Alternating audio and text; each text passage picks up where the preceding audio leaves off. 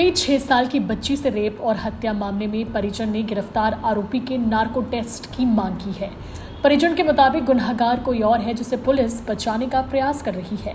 इस पूरे मामले में पुलिस ने बच्ची के सगे चाचा को आरोपी बनाया है। परिजनों का कहना है कि बच्ची का चाचा ऐसा काम नहीं कर सकता, पुलिस उसे जबरदस्ती फंसा रही है।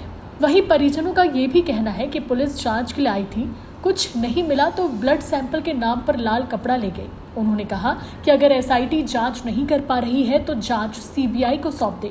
परिजनों का ये भी कहना है कि जिस कमरे में वारदात हुई उसका निर्माण अधूरा है, यहाँ वारदात होती तो लोगों को पता चल जाता। उन्होंने सवाल किया कि पुलिस ही बता दे कि दिन दहाड़े इस तरह खुले कमरे में कोई ऐसे कैसे कर सकता है। आरोपी की बहन का कहना है कि उसका भाई सुमेश यादव घर की छत पर बने इस कमरे में सोता था, जो कि अभी पूरी तरह खुला है। वहां एक दरी, एक चटाई, साड़ी और कुछ कपड़े रखे थे। पुलिस की टीम यहां जांच करने आई। पुलिस ने वहां पड़ा लाल रंग का कपड़ा देखा और कहा कि ये ब्लड सैंपल है। इसके बाद पुलिस उसे जब्त करके ले गई। परिजनों का कहना है कि पुलिस के पास कोई ठोस एविडेंस नहीं है, वो इसी तरह के गलत एविडेंस के आधार पर निर्दोष को फंसा रही है और आरोपी को बचा रही है। मृतक बच्ची के परिजन और माता पिता का कहना है कि असली आरोपी खुलेआम घूम रहा है। उन्होंने कहा कि उन्हें दुर्ग पुलिस की जांच पर भरोसा नहीं है। पुलिस सुमेश यादव का नार्को टेस्ट करा ले, इससे साफ पता चल जाएगा कि वो आरोपी है या नहीं। अगर ऐसा नहीं हो सकता है तो मामले की जांच सीबीआई को सौंप दिया जाना चाहिए।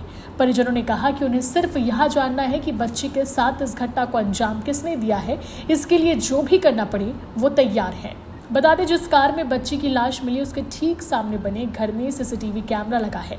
घर के मालिक से पूछा गया तो उसने कहा कि दिन में वो कैमरे को बंद कर देता है और रात को चालू कर देता है। ऐसे में दिन में कौन बच्ची को लाया, बच्ची कार में कैसे पहुंची, इसका कोई रिकॉर्ड किसी के पास नहीं है।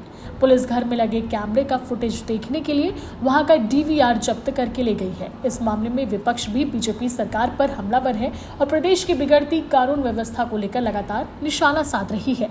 बहरहाल देखने वाली बात होगी कि इस केस में क्या नया मोड़ सामने आता है।